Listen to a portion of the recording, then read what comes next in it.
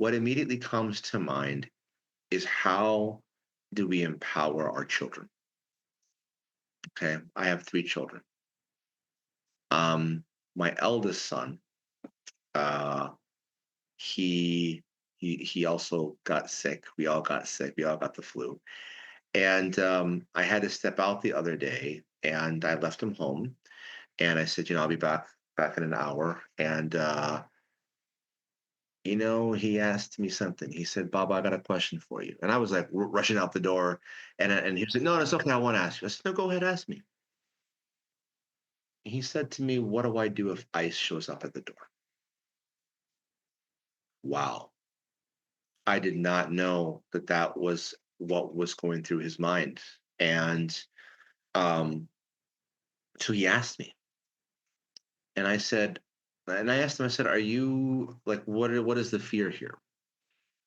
Are you afraid that they're going to like try to arrest you and try to deport you?" And he said, "No, they have badges and they have guns."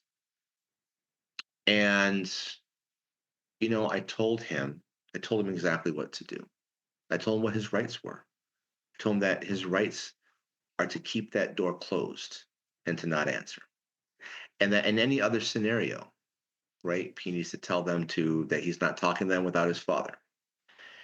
And when I told him that, he said, "Really?" I said, "Yeah." I had some other choice words for ICE as well. And he smiled. And I could see in his face that he felt empowered. And and that's what comes to mind is how do we empower the young people? I feel sometimes like people take that as a cliche or they take it as, oh, the young people, but that's what it's about, Oh yeah, right? it's a necessity for any type of productive change is to empower and empower the youth and to clear a pathway for them to take action and move us into the future. Yeah, yeah. I mean, as a parent, it's not an easy conversation to have with my son.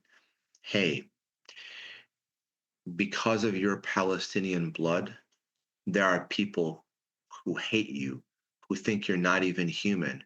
And if you were in Gaza, they put a bullet in your head. That's not a conversation any parent wants to have, let alone watching their own child die, which is what the Palestinians are what's happening with them now. Um, so I think about my son, and I think about my other 2 children, and I think about how I want to show up for them.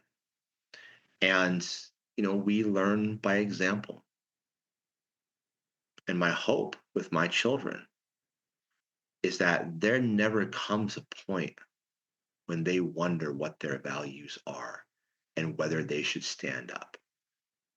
Because the experience they're getting as children is to watch their parents stand up for what he believes in, make his voice heard, and that's the education that they're getting.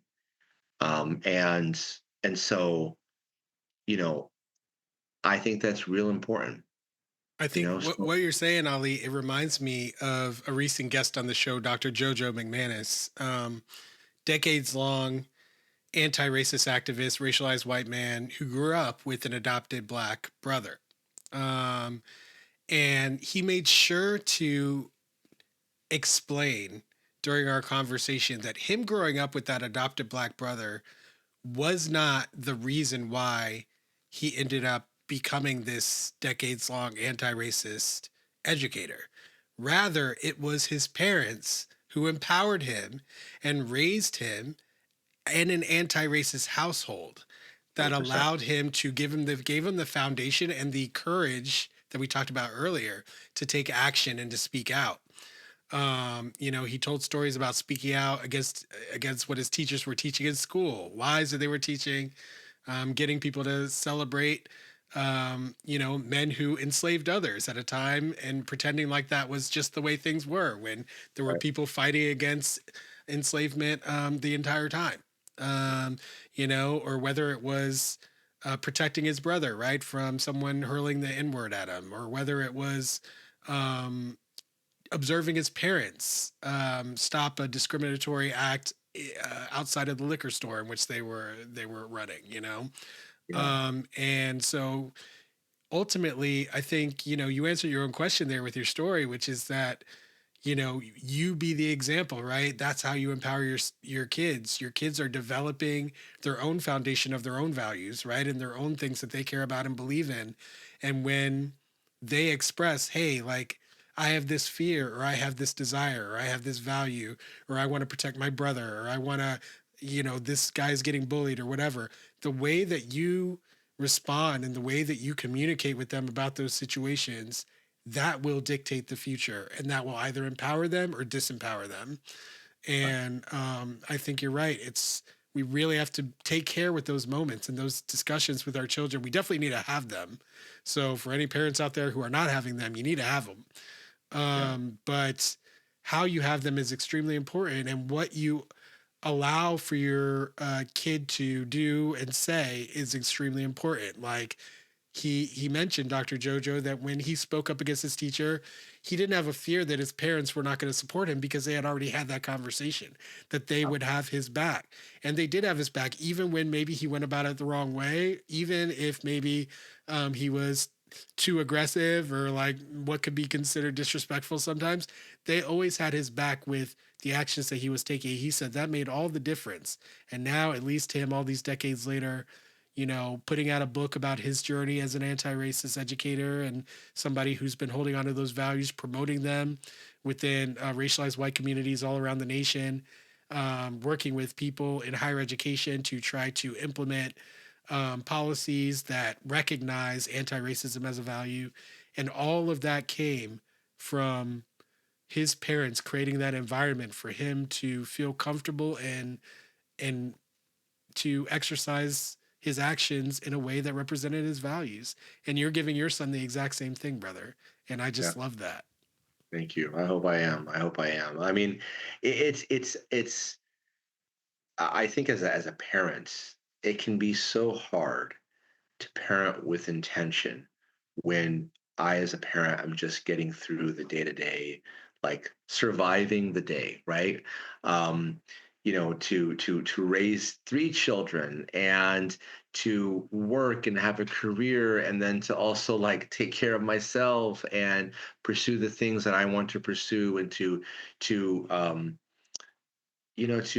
Stay vocal, healthy.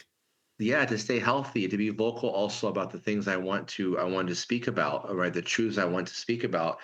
um it's easy to just get lost in all of that mix, and not be very mindful about how I'm showing up, like intentionally. So that's something that I try to do. I try to be very aware of it, and to be mindful of showing up in a way that reflects my values and the values that I want to teach my children, because it's not me just sitting there talking to them. Half the time they just space out whenever I'm talking to them. And I can talk a lot about things, but they also learn by watching. They learn by watching. And so I think it's really important to to um to get parents, as parents, on board with anti-racism work. you know um this is our human cycle. We're going to be gone one day, and our children will take over, in terms of, that they'll be the leaders in the world. They'll be our age, and then they'll have children. And so it's caused me to think about legacy. What does that mean for me?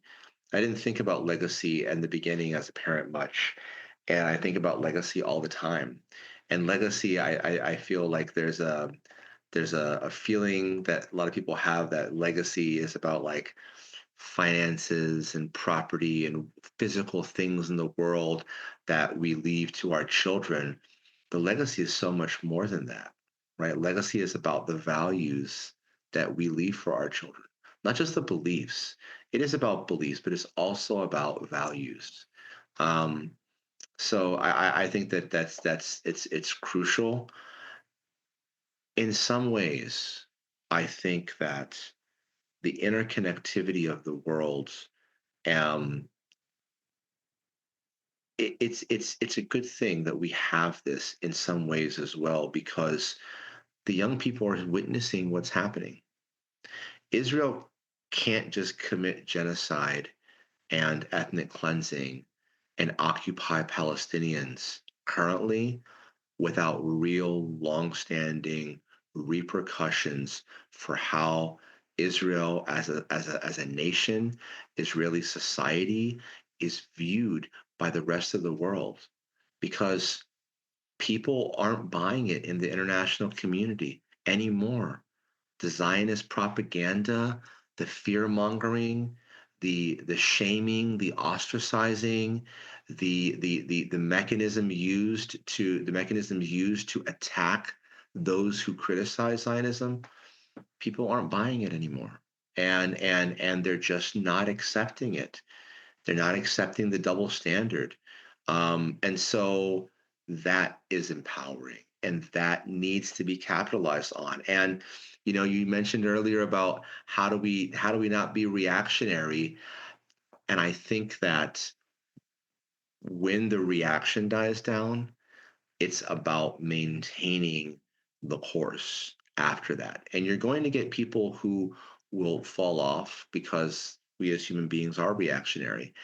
And I think the point is to be in community with those who aren't falling off, with those who will stay. Um, and I think getting anti-racism work into high school curriculums, not even high school curriculums, elementary curriculums, because it can't start at high school, right?